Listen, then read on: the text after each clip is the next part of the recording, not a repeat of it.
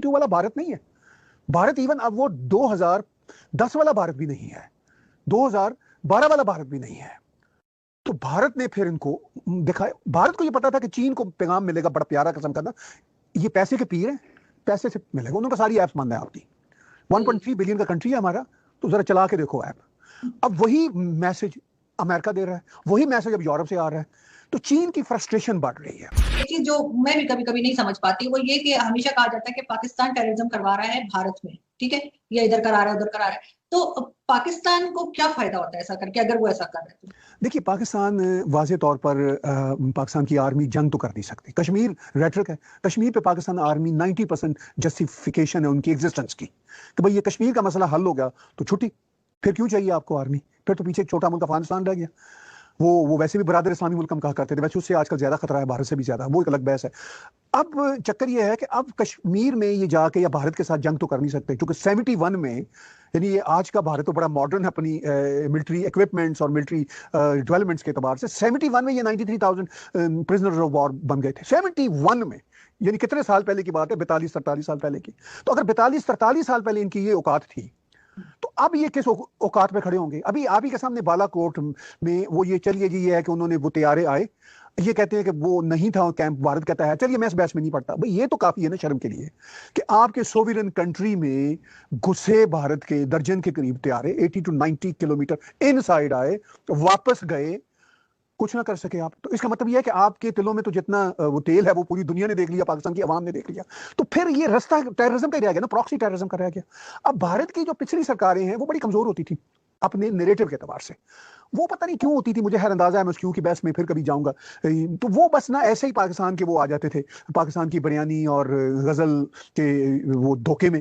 तो वो कहते थे ठीक है जी, वो ठीक है, कोई नहीं, पीस टॉक कर लेते हैं। मोदी साहब ने कहा कि पीस टॉक करते रहे। मोदी साहब अपनी पहली सरकार में नवाज शरीफ से मिलने बगैर इन्विटेशन के आए, इतना बड़ा पॉलिटिकल रिस्क लिया। फिर उसके बाद पठानकोट हो गया वो उनके यहाँ। तो उन्होंने ये तय किया, मोदी सरकार के आखिरी 2-2.5 साल में उन्होंने तय किया कि इनफ इज इनफ। अब जो दूसरी सरकार है उनकी, उसमें भी वही एटीट्यूड उनका चला आ रहा है। अब ये क्या करें? अब ये ज्यादा से ज्यादा शोर डालेंगे, यूएनओ में जाके तकरीर शकीर करेंगे। अब हु केयर्स अबाउट दैट? तो फिर इनके पास रास्ता ये है कि इन्फिल्ट्रेट करें। फायदा आपने पूछा क्या इनको फायदा ये है कि अगर ये होगा तो पैसे आएंगे ना। अगर ये सब कुछ एक्टिविटीज नहीं होगी तो आर्मी किस एतबार से अपनी वो बनाएंगे, अपनी रिक्वायरमेंट बनाएंगे कि भाई हमें पैसा चाहिए, अवाम, गरीब अवाम का बजट हमने खाना है। तो वो यही है कि भाई कश्मीर है, भारत हमारे सर पे सवार है, और कुछ कार्रवाइयां होंगी, कुछ लोग मरेंगे एलओसी पे, कुछ ये बंदे घुसाएंगे, आएंगे, शाह महमूद कुरैशी कश्मीर कश्मीर कश्मीर करेंगे, इमरान खान साहब कश्मीर की गर्दान करेंगे, तो जस्टिफाई होगा। तो ये फायदा है सिर्फ प्योर पैटी पर्सनल इंटरेस्ट के लिए। तो इस सारे खेल में इनका ये था कि अगर हम कार्रवाइयां करेंगे, बम धमाके करेंगे, अफगानिस्तान में अटैक करेंगे, जो अभी भी होते हैं ऑन एंड ऑफ, तो हमारी कोई वैल्यू होगी ना। देखिए ना, एक जो दादागीर होता है, जो बदमाश होता है, वो जब तक मोहल्ले में या इलाके में कोई बम नहीं फाड़ेगा तो उसकी क्या अहमियत होगी, उसका कारोबार नहीं चलेगा। तो इससे पाकिस्तानी गरीब आवाम बेचारी जो है ना, वो पिस रही है इनके दादागिरी की वजह से। करने के ये कुछ काबिल नहीं है ये अपने ही बाटी गेट के मोहल्ले में बड़के लगाने के। बाटी गेट से बाहर निकल के ये बड़क लगा के तो जरा दिखाएं। अब किसी जगह पे इनकी बड़क नहीं चलती, इवन अफगानिस्तान के बॉर्डर पे नहीं चलती। वो वहां से ऐसा खौफनाक अटैक होता है कि ये भाग के पीछे आ जाते हैं, छोटा मुल्क है इनकी निस्बत। तो वो वहां नहीं चलती। तो भारत तो अब मोदी जी के सरकार में तो अब ये भूल जाएं कि किसी किस्म का ये कोई बड़ा वेंचर कर सकते हैं वहां पे। लेकिन सर आपको ऐसा नहीं लगता कि जैसे अगर हम चाइना की बात करें कि चाइना के साथ जो इंडिया की टेंशन इस वक्त चल रही है कि अमेरिका ने अपनी हर जंग जो है वो कहीं और लड़ी है। तो अब जैसे अमेरिका और चाइना का टसल है बीच में बेसिकली, तो वो इंडिया को बीच में इस्तेमाल कर रहे हैं कि इंडिया और चाइना को लड़ा के कि यानी चाइना वो इंडिया ऑफ कोर्स चाइना को सपोर्ट, अमेरिका जो है वो इंडिया को सपोर्ट कर रहा है और इंडिया जो है अमेरिका को। तो वो अमेरिका की जंग जो है, जैसे हम बीच में पड़े थे अमेरिका की जंग में अफगानिस्तान में और उधर पाकिस्तान भुगत चुका है ना, तो वही चीज अब इंडिया के साथ होने तो नहीं जा रही है, क्योंकि अगर ये सब टेंशन ना हो, चाइना के साथ ना हो टेंशन, पाकिस्तान के साथ टेंशन ना हो, तो इनके हथियार कौन खरीदेगा? और फिर ये लोग दोनों कंट्रीज आगे प्रोग्रेस कर सकते हैं, पाकिस्तान भी कर सकता है थोड़ी बहुत और थोड़ी बहुत तरह से भारत भी कर सकता है, अगर हम ये अपने डिस्प्यूट खत्म करें किसी तरीके से। और ये जो एक दूसरे के ऊपर बंदूकें तान के हर वक्त खड़े रहते हैं, अगर ये चीज ना हो, लेकिन अमेरिका और कनाडा भी तो रहते हैं ना, और इसी तरह से कई कई कंट्रीज हैं, तो हम क्यों नहीं रह सकते? देखिए, बात बड़ी सिंपल है। पाकिस्तान और अमेरिका का जो रिलेशनशिप रहा वो अमेरिका और भारत के रिलेशनशिप से बहुत डिफरेंट है। पाकिस्तान जब इनकी जहादी जंग में शामिल हुआ था, फिर वॉर ऑन टेरर, जहादी जंग सोवियत के खिलाफ जो थी 79 से, फिर 9/11 के बाद इनकी वॉर ऑन टेरर से, तो ये दोनों चीज़ें पाकिस्तान की इस्टेब्लिशमेंट को सूट करती थी। कहने को तो ये यही कहते हैं जी कि हम खाम ख्वाब की जंग कैसा बने। ये आप सुबह शाम इमरान खान से जो इस वक्त पपेट हैं आर्मी के, वो यही बोलते रहते हैं। और एक ज़माने में जो ISPR के जनरल आसिफ गफूर होते थे, वो भी ऐसी बातें किया करते थे। अब जरा ISPR में उस तरह की बातें नहीं होती। तो ये नैरेटिव की हद तक तो ये ठीक है इनके पॉइंट ऑफ व्यू से, लेकिन ये चूंकि इनका अपना कारोबार था, चाहता जहाद फी सबीलिल्लाह पाकिस्तान आर्मी का लोगो है, ठीक है ना। यानी वो कोई भी दुकान होती है ना, जैसे हमारा स्टूडियो तो मैंने बाहर लगाया वो टैग TV, ठीक है, लीडिंग साउथ एशियन चैनल, तो इनके बाहर बोर्ड लगा हुआ जहाद फी सबीलिल्लाह, यानी ये इनकी दुकान है जिसका काम है, कारोबार है अल्लाह के नाम पे जहाद करना। तो इनका तो क्लाइंट था अमेरिका 79 में भी और 9/11 के बाद भी। तो इनको तो ये तो आज भी मैं आपको दावे से कहता हूं, आज भी कोई खुदावन करीम इनको जहाद के कारोबार की कोई दे, अपॉर्चुनिटी दे, तो ये कूद के उसमें घुसेंगे। पहले 70,000 लोग कहते हैं हमारे इस जहाद की वजह से मरे थे, अब बेशक 1,70,000 मर जाए, इनको परवाह है, इनका कारोबार चले। तो ये तो उसके लिए मुतज़न अलहदा, ये सूरत बिल्कुल मुख्तलिफ है, बिल्कुल कंपेरेबल नहीं है इंडिया के साथ। अब इंडिया की सूरत हाल, इंडिया कोई इस कॉन्फ्लिक्ट में अमेरिका की वजह से चीन के साथ नहीं आ रहा।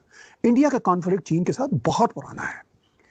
62 की वार जो है उससे भी पहले चला आ रहा है, लेकिन 62 की वार में बहुत बड़ा कॉन्फ्लिक्ट जन्म लिया और उसके बाद इंडिया और चाइना ने कोशिश करके अपने तजारती तल्लुकात रखे, मगर कॉन्फ्लिक्ट कभी खत्म नहीं हुआ, ठीक है। वो जो हिमालय की पट्टी पे जो सरहदें हैं वो हमेशा ही हॉट रही हैं, कभी थोड़ी सी सर्द होती थी, लेकिन उसमें कॉन्फ्लिक्ट हमेशा रहता था।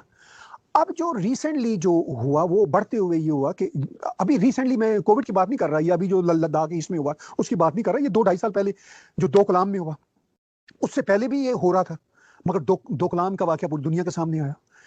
फिर इंडिया का हमेशा से ये जो पाकिस्तान ने तोहफा दिया था बरादर मुल्क चीन को, वो जो अक्साई चीन का इलाका, उसकी वजह से भी रहा मसला गिलगित बल्तिस्तान में, ये टेंशन उनकी हमेशा रही। अब ऑन एड ये हुआ है, अमेरिका और चाइना के जो कॉन्फ्लिक्ट्स हैं वो बड़े हैं, क्योंकि हम यहाँ पे देख रहे हैं, मैं सुबह शाम फॉलो कर रहा हूँ, 1-2 थिंक टैंक्स हैं जो ये काम करते हैं चाइना अमेरिका के रिलेशनशिप के साथ, मैं भी उनके साथ काम करता हूँ, मेरा बिल्कुल फर्स्ट हैंड मेरा अपना एक्सपीरियंस है कि अमेरिकन इस वक्त कर क्या रहे हैं।